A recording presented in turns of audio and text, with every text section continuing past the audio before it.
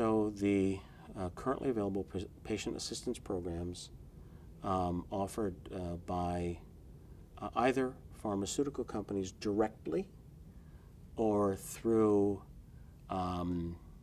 third parties have some benefits and they have some limits. So I think everyone knows that for the direct patient assistance programs, the direct ones, they cannot be employed in government programs.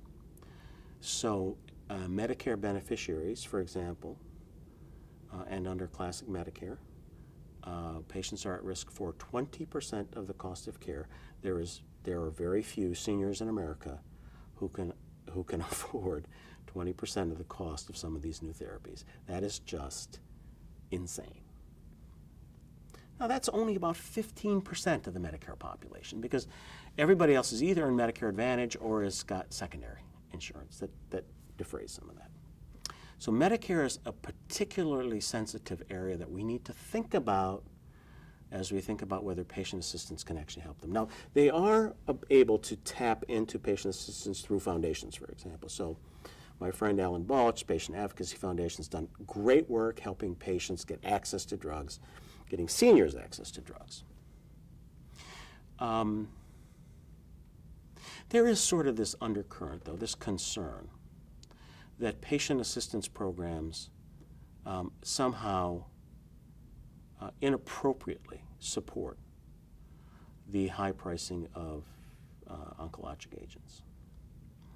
That is, that if the drugs were priced at a more reasonable level, we wouldn't need patient assistance programs.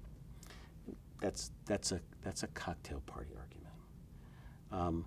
Truth is that most Americans have a very hard time meeting their deductible and their max out of pocket. They hit it fast.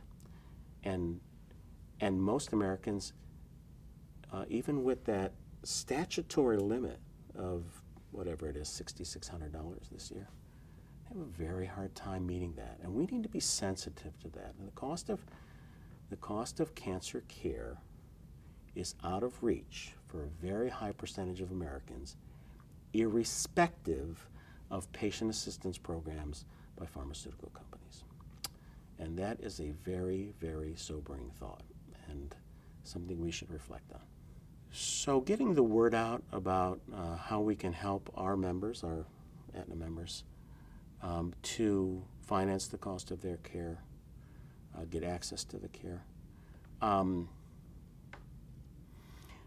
is a challenge.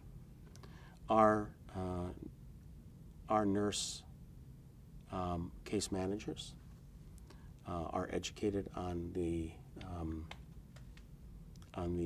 resources that exist, and they liberally dispense information.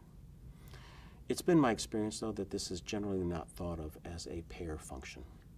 And certainly in my practice and in a lot of larger practices in the U.S., that patient assistance piece is carried by the financial counselor of the practice, so that when a projection of the cost of care is made with the patient and there's identified a financial challenge, those financial counselors are pretty much in tune with what kind of resources can help that patient out. So it's not really been a payer function.